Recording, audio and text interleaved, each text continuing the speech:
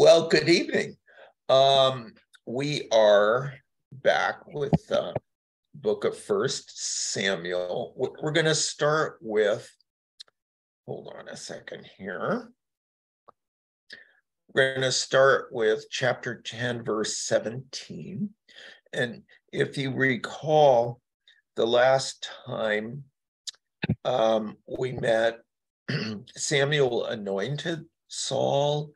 And then when Saul got back home and the donkeys had been found, you remember the great donkey story, he didn't tell anybody that Samuel had anointed him. He kept it quiet.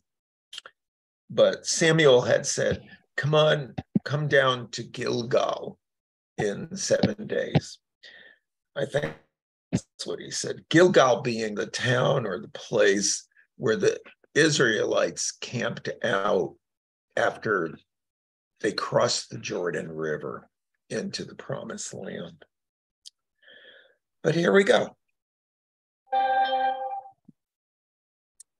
Samuel summoned the people to the Lord at Mizpah and said to them, "Thus says the Lord, the God of Israel, I brought up Israel out of Egypt, and I rescued you from the hand of the Egyptians and from the hand of all the kingdoms that were oppressing you. But today, you have rejected your God, who saves you from all your calamities and your distresses. And you have said, 'No, but set a king over us.' Now, therefore, present yourselves before the Lord by your tribes and by your clans." Then Samuel brought all the tribes of Israel near, and the tribe of Benjamin was taken by lot. He brought the tribe of Benjamin near by its families, and the family of the Matrites was taken by lot. Finally, he brought the family of the Matrites near, man by man, and Saul, the son of Kish, was taken by lot. But when they sought him, he could not be found. So they inquired again of the Lord, "Did the man come here?" And the Lord said, "See, he has hidden himself among the baggage." Then they ran and brought him from there. When he took his stand among the people, he was head and shoulders taller than any of them. Samuel said to all the people, "Do you see the one whom the Lord has chosen? There is no one like him among all the people." And all the people shouted, "Long live the king." Samuel told the people the rights and duties of the kingship, and he wrote them in a book and laid it up before the Lord. Then Samuel sent all the people back to their homes. Saul also went to his home at Gibeah, and with him went warriors whose hearts God had touched. But some worthless fellows said, "How can this man save us?" They despised him and brought him no present, but he held his peace. Now, Nahash, king of the Ammonites, had been grievously oppressing the Gadites and the Reubenites. He would gouge out the right eye of each of them and would not grant Israel a deliverer. No one was left of the Israelites across the Jordan, whose right eye Nahash, king of the Ammonites, had not gouged out. But there were 7,000 men who had escaped from the Ammonites and had entered Jabesh Gilead. About a month later, Nahash the Ammonite went up and besieged Jabesh Gilead. And all the men of Jabesh said to Nahash, "Make a treaty with us, and we will serve you." But Nahash the Ammonite said to them, "On this condition I will make a treaty with you, namely that I gouge out everyone's right eye, and thus put disgrace upon all Israel." The elders of Jabesh said to him, "Give us 7 days respite, that we may send messengers through all the territory of Israel. Then, if there is no one to save us, we will give ourselves up to you." When the messengers came to Gibeah of Saul, they reported the matter in the hearing of the people, and all the people wept aloud. Now, Saul was coming from the field behind the oxen, and Saul said, "What is the matter with the people that they are weeping?" So they told him the message from the inhabitants of Jabesh. And the Spirit of God came upon Saul in power when he heard these words, and his anger was greatly kindled. He took a yoke of oxen and cut them in pieces and sent them throughout all the territory of Israel by messengers, saying, "Whoever does not come out after Saul and Samuel, so shall it be done to his oxen." Then the dread of the Lord fell upon the people, and they came out as one. When he mustered them at Bezek, those from Israel were 300,000, and those from Judah 70,000. They said to the messengers who had come, "Thus shall you say to the inhabitants of Jabesh Gilead, tomorrow, by the time the sun is hot, you shall have deliverance." When the messengers came and told the inhabitants of Jabesh, they rejoiced. So the inhabitants of Jabesh said, "Tomorrow we will give ourselves up to you, and you may do to us whatever seems good to you." The next day, Saul put the people in 3 companies. At the morning watch, they came into the camp and cut down the Ammonites until the heat of the day. And those who survived were scattered, so that no 2 of them were left together. The people said to Samuel, "Who is it that said, 'Shall Saul reign over us?' Give them to us that we may put them to death." But Saul said, "No one shall be put to death this day, for today the Lord has brought deliverance to Israel." Samuel said to the people, "Come, let us go to Gilgal and there renew the kingship." So all the people went to Gilgal, and there they made Saul king before the Lord in Gilgal. There they sacrificed offerings of well-being before the Lord, and there Saul and all the Israelites rejoiced greatly.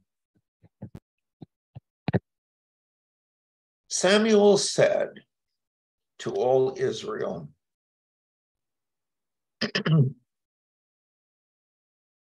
I have listened to you in all that you have said to me, and have set a king over you.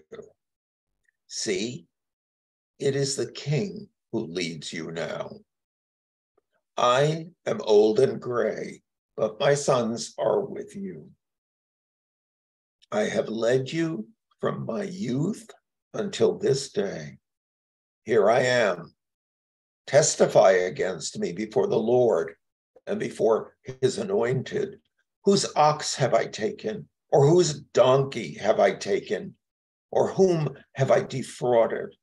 Whom have I oppressed? Or from whose hand have I taken a bribe to blind my eyes with it? Testify against me, and I will restore it to you. They said, you have not defrauded us or oppressed us or taken anything from the hand of anyone. He said to them, the Lord is witness against you, and his anointed is witness this day that you have not found anything in my hand. And they said, he is witness. Samuel said to the people, the Lord is witness, who appointed Moses and Aaron and brought your ancestors up out of the land of Egypt. Now, therefore, take your stand, so that I may enter into judgment with you before the Lord. And I will declare to you all the saving deeds of the Lord that he performed for you and for your ancestors. When Jacob went into Egypt and the Egyptians oppressed them, then your ancestors cried to the Lord, and the Lord sent Moses and Aaron, who brought forth your ancestors out of Egypt and settled them in this place. But they forgot the Lord their God, and he sold them into the hand of Sisera, commander of the army of King Jabin of Hazor, and into the hand of the Philistines, and into the hand of the king of Moab, and they fought against them. Then they cried to the Lord and said, we have sinned because we have forsaken the Lord and have served the Baals and the Astartes. But now rescue us out of the hand of our enemies, and we will serve you. And the Lord sent Jerubbaal and Barak and Jephthah and Samson and rescued you out of the hand of your enemies on every side, and you lived in safety. But when you saw that King Nahash of the Ammonites came against you, you said to me, no, but a king shall reign over us, though the Lord your God was your king. See, here is the king whom you have chosen, for whom you have asked. See, the Lord has set a king over you. If you will fear the Lord and serve him, and heed his voice, and not rebel against the commandment of the Lord, and if both you and the king who reigns over you will follow the Lord your God, it will be well. But if you will not heed the voice of the Lord, but rebel against the commandment of the Lord, then the hand of the Lord will be against you, and your king will be against you and your king. Now, therefore, take your stand and see this great thing that the Lord will do before your eyes. Is it not the wheat harvest today? I will call upon the Lord, that he may send thunder and rain, and you shall know and see that the wickedness that you have done in the sight of the Lord is great in demanding a king for yourselves.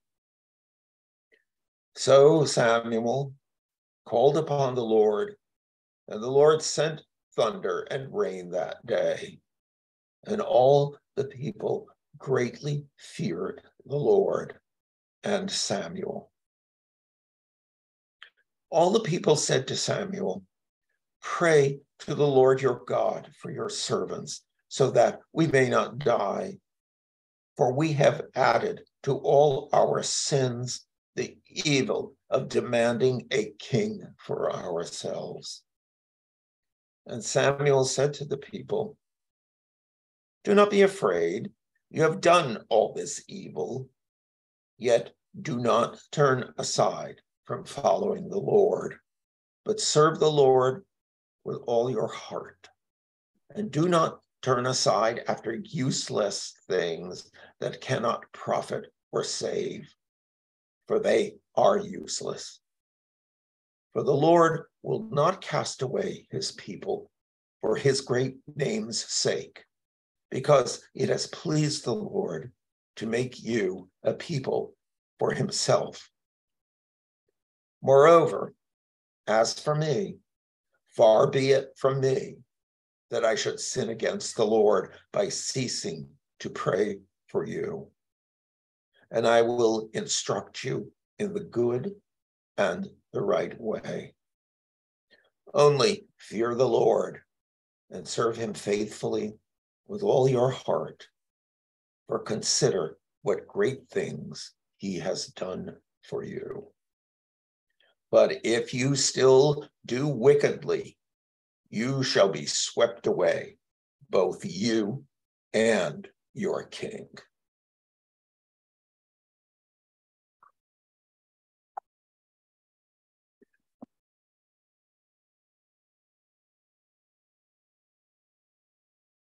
He's a pretty heavy guy, Samuel, huh?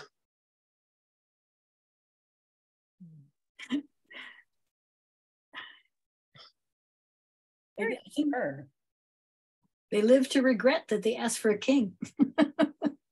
Well, I would say Samuel made sure that they regretted it. Yeah.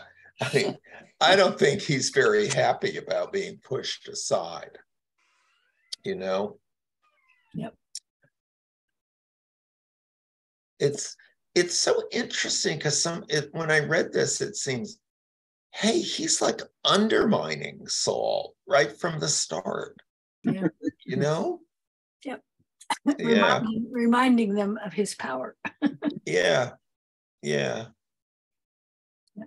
Is Saul ambivalent about being a king?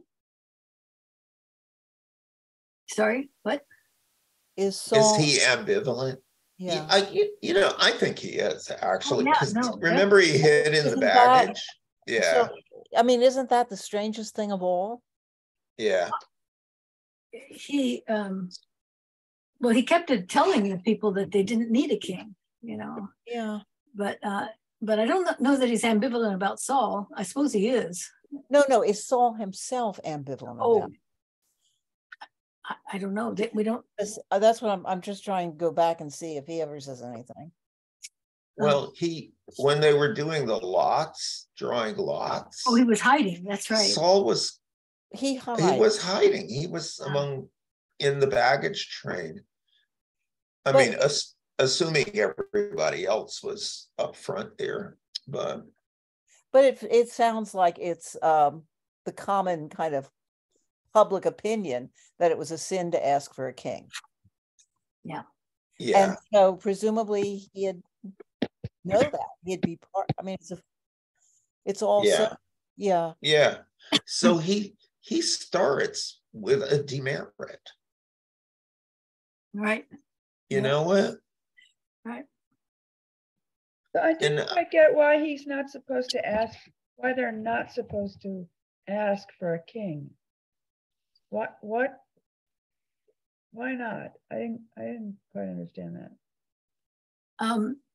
because the prophets, because God is their king. And because the kings in this era, I think otherwise tend to be semi-divinities or divinities, right? And so there's Yes, fear that that's the true. king Actually, would, that's true. you think of Or they Egypt, assume they are. Yeah, right. Small d. Right. Yeah, right? yeah, King, yeah. And so, this is a different kind of people who don't have a king. That's Yeah. part of what defines them. They're the people without a king. they don't have a king. They're just organized by tribe, and they have judges. They have judges. Right. Yeah, like it's really- Samuel. But they want to be like everyone else and have a king. So it's sort of like you don't, yeah. I'm trying to think, what is it in the book of Samuel that sparks people to ask for a king? Is there a particular event? I can't remember Well, they're now. constantly being defeated in battle by. I think it gives people a status to have a king. I think that was one reason. If I remember. And things are going badly. The Amorites are Badly. blinding them. And then they seem to be, they get elevated with respect to other groups if they have a king, because of I think because of the divinity part. Well, and the Philistines are always stomping all over them. Remember, the Philistines took the ark? Yes. Yeah. So, but here's a question. I never quite, when all the things that, and I feel this way in the New Testament too, when things are done and they think it's God who has done this, or it's said that it's God who has done this, and it's some immense display of power, and people fall down and believe. I think what are they believing in? Are they actually believing in power, in ability to, transform matter or change the weather, or, prevent things from happening to them? Are they afraid of the power, or are they actually believing? Because that's two separate things. I mean, I imagine today, I was thinking about this because I have to do the Lazarus thing. And I was thinking, okay, so if there's this great demonstration of power, whether it's the Old Testament or the New Testament, Yeah. you can imagine the people who would show up and worship and say, this is, I believe. I somehow don't see a lot of Episcopalians in that crowd, but what are they actually believing, or are they so afraid that they will not say they don't believe? Because that's different. There's two different things. I think it's hard. I don't think you can tell from these readings that way, but they have experienced God in person. I mean, at that time he evidently appeared to people. Moses saw him in a burning bush and all that. I mean, and they believe that, I think, but I think they're also afraid. I mean, I think they're afraid. Both. Yeah, I think it's fear. I think there is a lot of fear. When I read this, Yeah. Afraid. And the fact that he would bring a thunderstorm and ruin the wheat harvest. Yeah. I mean, it seems it's very capricious. Yeah. Why would you say this is my God? Well, if they just did what he wanted, he wouldn't be so capricious. I don't know. Well, the thunder and lightning comes when Samuel asks for it. Mm-hmm. You know what? Right. Yes. And, I find Samuel a very ambivalent person. You know what? Because, first of all, he undermines Saul to start with, when you should think, well, hey, why isn't he a good vestry member and support Saul? You know what? But he's not. And then I look back to where the people first asked for a king. It's in, what do you call it? Chapter 8. And they went to Samuel and they said, hey, you're old. Oh, that's right. Not a thing Samuel wants to hear. And your two sons are corrupt. Oh, yeah, there's that. They're cheaters. We want a king. We don't need people like you anymore. It's kind of, in a way, what people were saying. We need a change of government. It's kind of what they're saying.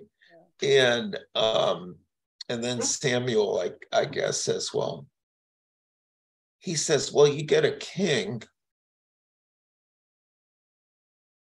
The Lord says, well, you got to listen to them. They're rejecting me because they want a king. Don't worry, they're not rejecting you. But, I think Samuel has a hard time separating those two things. You know what? And then he says, hey, look, to the people, he says, look, you get a king. They're going to make your daughters work for them. They're going to make your sons do this. They're going to take all the best stuff from your fields and everything like that. And he's like, he doesn't want the king to be appointed. You know what? I think that's true. Yeah. So I find Samuel a very difficult guy to deal with, Who was the first king? Saul. The first Yeah. king. Yeah. And it goes downhill from there. Yeah, really. But Lori's question is a hard one. It's a picture of a very interventionist God who's there, to control the weather and the choices and, in and out. And also, so is Jesus. I mean, Jesus picks and chooses when to show power, and as a way of convincing people of who he is. And there are some times where the power, in my view, doesn't necessarily lead to, oh yeah, we believe in your message of love. How exactly does that translate? Yeah, but Lori, isn't the power that Jesus exercises like healing power? Well, healing, I think healing the blind. Actually, it's not just Jesus, because there are other cases where people are raised from the dead. But I think there are some events that are, and presumably he's using God's power, right? Yeah. Well, he is God. God's power. So sometimes, I mean, he does events that are very contrary to, I think even people in the first century would have understand was against the law of nature. I mean, you they mean like have a sense of how things are, how life is supposed to go, and when he contravenes that, I think that's a display of what he can do. You mean like raising Lazarus? Well, raising Lazarus and some other things. And walking on water and calming the storm and all that. That's also bread and kind of contrary. Sending the swine off the cliff. Yeah. So what I'm saying is that a display of power is an interesting way to convince people to believe in you. And there is a